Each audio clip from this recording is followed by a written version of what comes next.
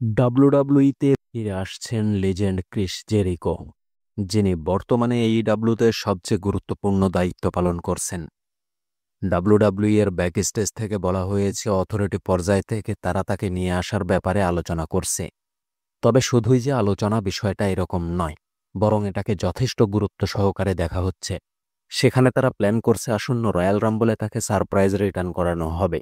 একই সাথে তাকে হল অব ফেমে যুক্ত করার ব্যাপক সম্ভাবনা রয়েছে এবছর। মূলত এবছরের শেষের দিকে জেরিকোর সঙ্গে এইডাব্লিউ এর চুক্তি শেষ হবে, আর এই কারণে এই তারকাকে চুক্তি নবায়ন থেকে কিভাবে দূরে রাখা যায় সেই প্ল্যান করেই সামনে হাঁটছে ডাব্লিউডাব্লিউই, আর সেটার চেষ্টাই করছে। তবে এই নিয়ে তাকে প্রস্তাব দেওয়ার বিষয়ে ভাবা হলেও অফিসিয়ালি সিদ্ধান্ত আসেনি। মানে এখন পর্যন্ত তাকে অফিসিয়ালি প্রস্তাব দেওয়া হয়নি। এদিকে কেউ কেউ মনে করছে এই রিউমারের প্রধান কারণ মূলত জেরিকোর একটা পোস্টের রিয়্যাক্ট। মানে সোশ্যাল মিডিয়ার একটা পোস্টে ক্রিস জেরিকো লাইক করেন, যে পোস্ট ছিল তাকেই ঘিরে।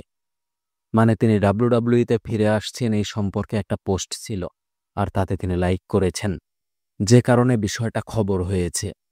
তবে এইডাব্লিউ এর সঙ্গে চুক্তির অবস্থা, তিনি কি করবেন অথবা এইডাব্লিউ এর সাথে থাকবেন কিনা, এটা কিন্তু এইডাব্লিউ এর পক্ষ থেকেও আমাদের জানানো হয়নি, আর তিনিও বলেননি। অতএব আমাদের অপেক্ষা করতে হবে শেষ সিদ্ধান্ত জানার জন্য। ক্রিস জেরিকো এমন একজন তারকা যিনি শুধু রেসলার নন, তিনি একজন জনপ্রিয় কণ্ঠশিল্পী। তিনি রেসলিং শুরু করেন 1990 সালে, আর এখন পর্যন্ত কোম্পানির বাজে বুকিং ছাড়া তার জনপ্রিয়তা কোনো অংশে কমেনি। তিনি শীর্ষ সব কোম্পানিতে কাজ করেছেন এবং চ্যাম্পিয়ন হয়েছেন। ডাব্লিউডাব্লিউইতেও দারুণ বুকিং দেওয়া হতো, কিন্তু 2016 সালের বাজে বুকিংয়ের কারণে তাকে জবার পর্যায়ে নামিয়ে আনা হয়। এই বুকিংয়ের বিরুদ্ধে তিনি কথা বলেছেন, তবে কাজ হয়নি। শেষ পর্যন্ত কোম্পানিকেই বিদায় বলেন। তিনি এরপর এইডাব্লিউ সহ কয়েকটা কোম্পানিতে কাজ করেছেন, আর ভালো রকমের কামাইও করছেন। এক কথায় দারুণ একটা সময় পার করছেন এই তারকা। আর হ্যাঁ, তার ডাব্লিউডাব্লিউইতে ফিরে আসার বিষয়ের যে খবর বের হচ্ছে, এটা নিশ্চিত তিনি দেখছেন। আর সত্য হোক কিংবা মিথ্যা হোক, তিনি হেডলাইন দেখে মজাও নিচ্ছেন। তবে সময়ের আগে কিছুই বলা সম্ভব নয়। এদিকে ব্রক লেসনার এবং সিনার গল্পটা যেভাবেই হোক শুরু হয়েছে, আর মনে হয় সবাই এই ম্যাচের জন্য অপেক্ষা করছে। বিশেষ করে জন সিনার মতো লিজেন্ডের শেষ বছর, এবং ব্রক যথেষ্ট সময় পরে ফিরে এসেছেন।